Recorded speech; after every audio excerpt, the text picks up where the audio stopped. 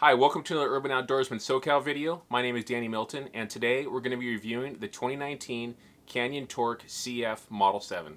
On this channel, I focus on a lot of outdoor activities, including mountain bike and trail reviews. I do hiking and surfing vlogs, and I also do reviews on the equipment that I like to use. I'm trying to grow the channel and fine-tune my skills. The ways that you can help me do that would be to like these videos, leave me comments, leave me suggestions, what you like, what you don't like. Also, share these videos. That's the best way to grow a channel, is for you to be sharing these videos with your friends. And also, if you could, please subscribe to my channel. So generally when I do a mountain bike review, I kind of break it up into 6 different parts. The first part would be just a general overview of the company and a little bit about their warranty information. After that, we'll go into the specs and the geometry of the bike. And then I'll go into initial feel, how the bike feels, when you first get on it.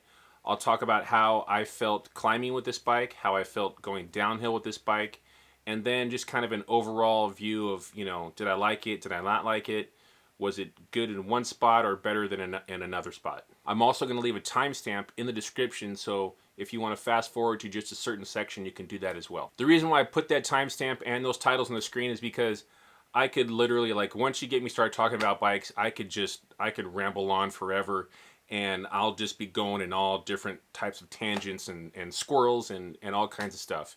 So that's in there just to keep me on track and to get you guys through these videos a little bit quicker. So this is the time of year when a lot of the bigger name brand bike companies have their demo fleets going up and down the West Coast. And there's also a lot of mountain bike festivals going on. I was just at the Sedona Mountain Bike Festival about 4 weeks ago.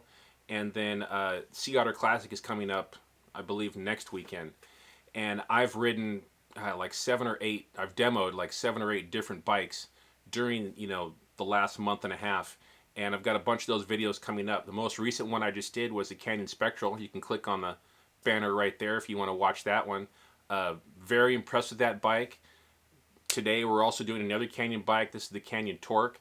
And in probably about a week or so, I'm going to have the Santa Cruz High Tower LT coming out as well. I'm also going to be trying to fit in some reviews of some of the equipment that I use.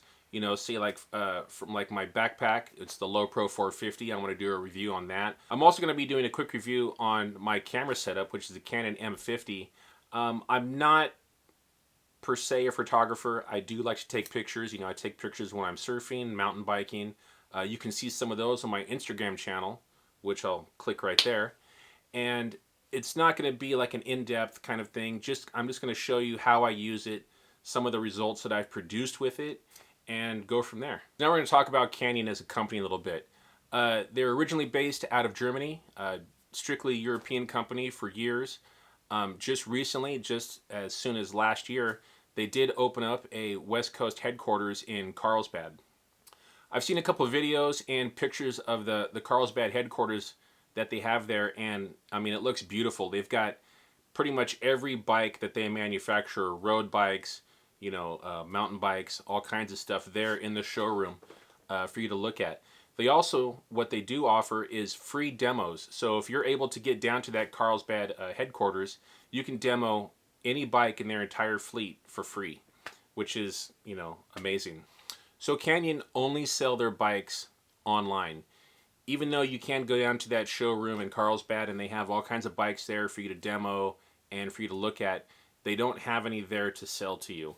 If you do want to purchase it, you do have to still buy it online, and they will ship it to you free of charge. So next we're going to talk about the warranty.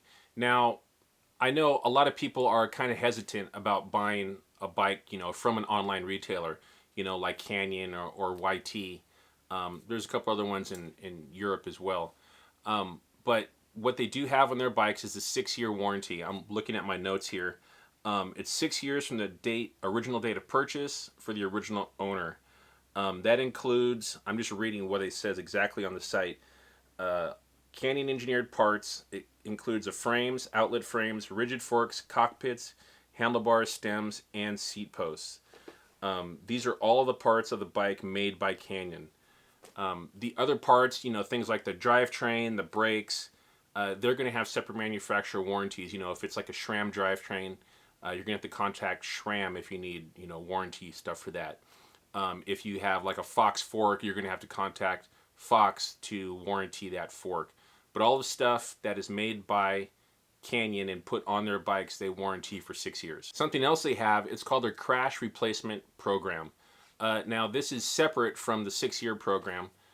This is basically, if you're out and you do, something really crazy and you crack your frame, what they do is, I'm looking at my notes so I can read exactly what it says on their website. With our crash replacement program, we offer the original purchaser the opportunity to replace your damaged Canyon frame at a greatly reduced cost.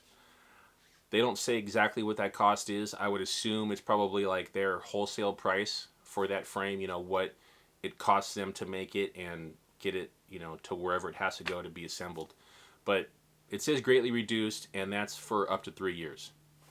So when we're talking about the bike, I'm going to be giving you like geometry and specs for it and everything. It's always for the extra large frame. That's the size frame that I ride. I'm 6'2", about 230.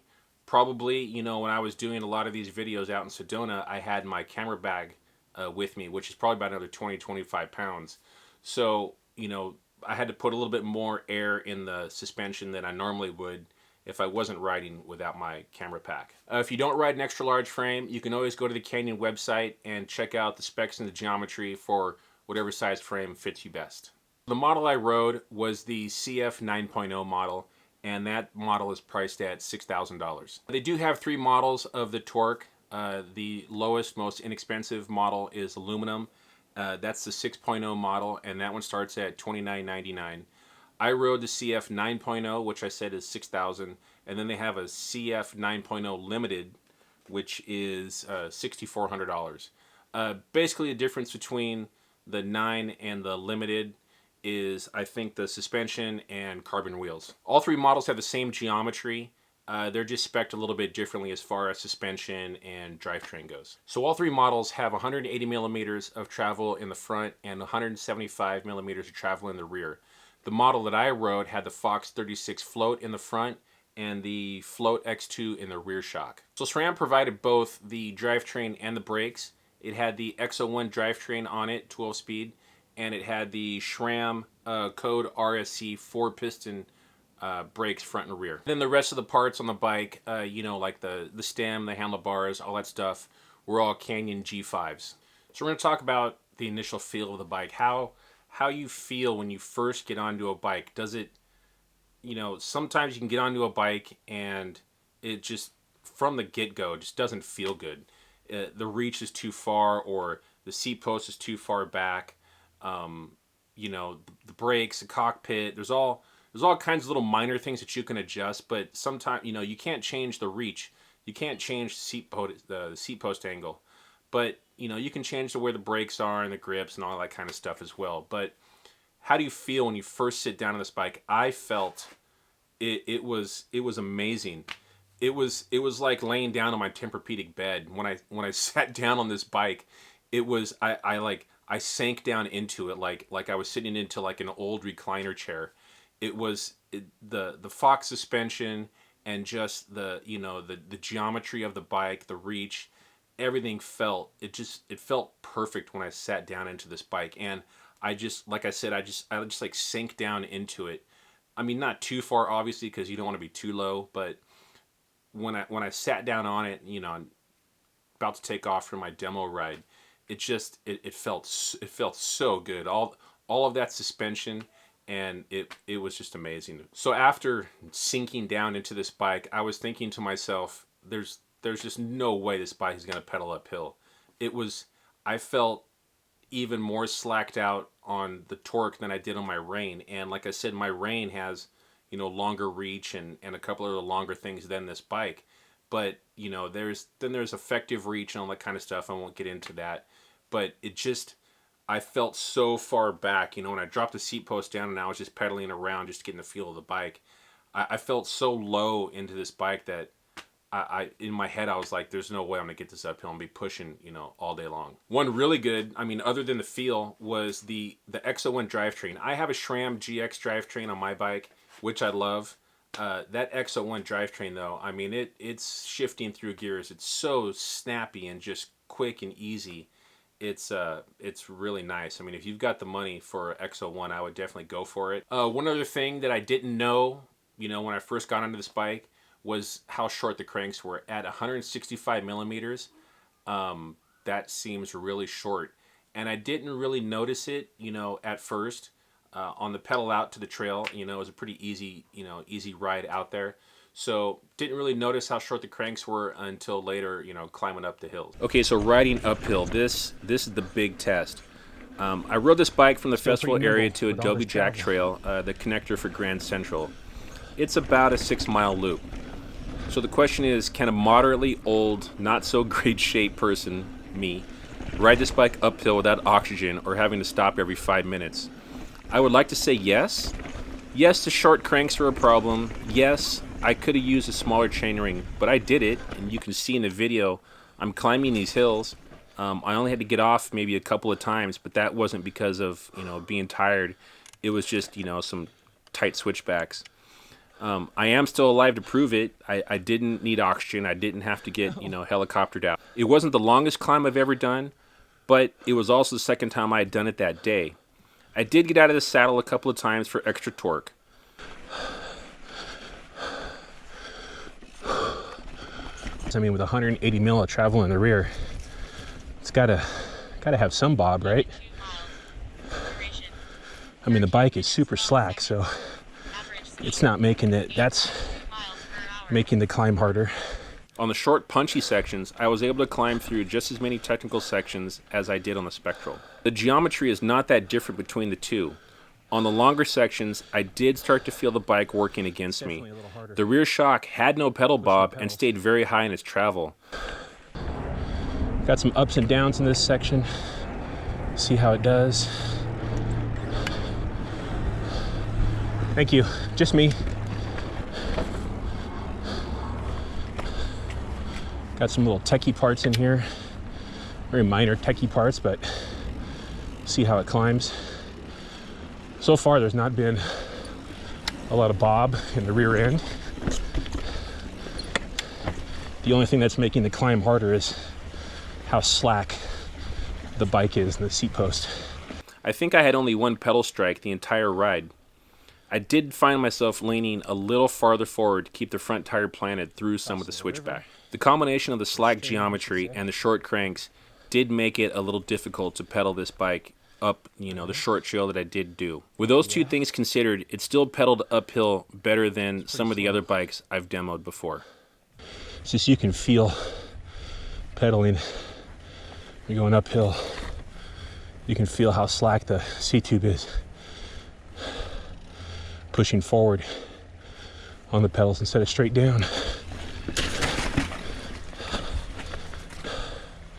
Even with all that rear end travel,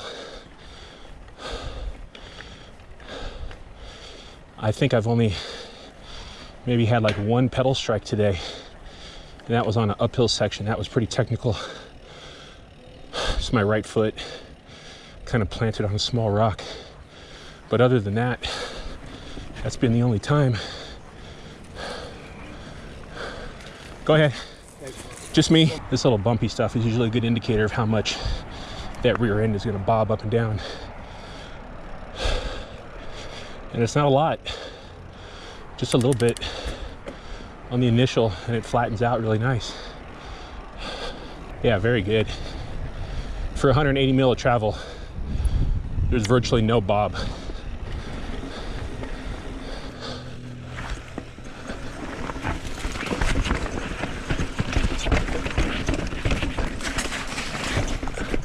Oh, come on. Come on.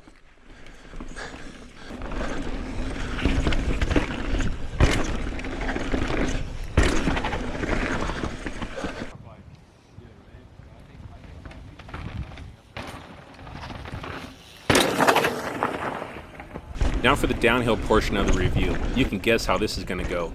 It was amazing. Everything I threw at this bike, the suspension just ate it up. So much so that it could lull you into riding more aggressively and getting into trouble.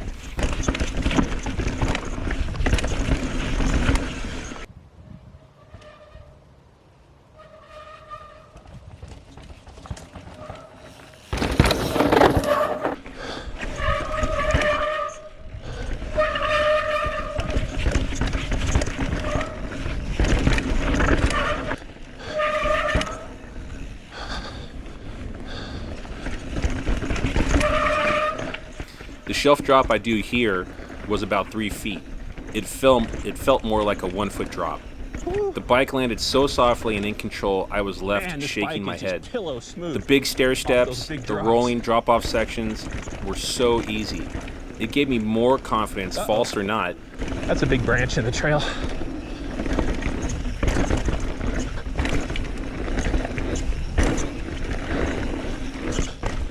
Oh my God, this thing is ridiculous.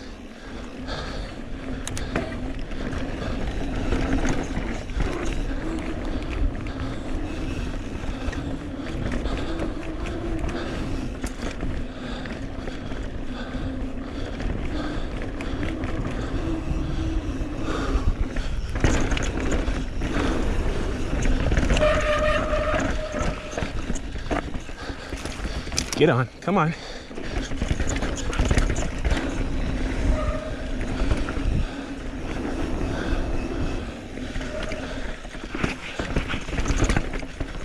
Just ate up that corner.